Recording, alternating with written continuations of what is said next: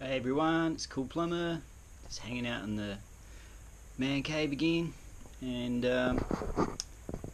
probably today gonna wet sand the boat before I put its nice new paint job on there and make it look like new again, just so I can go and scuff it up.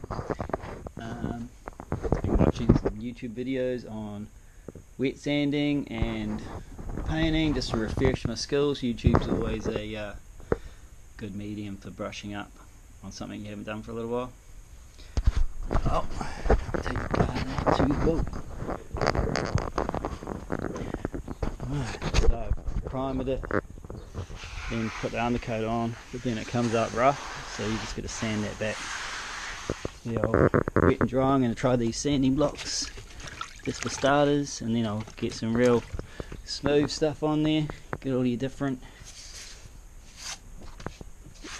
wet and dries.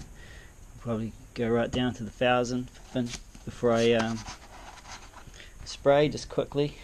Don't have to sand the crap out of it, just gotta get nice and smooth. Oh, gotta get into it.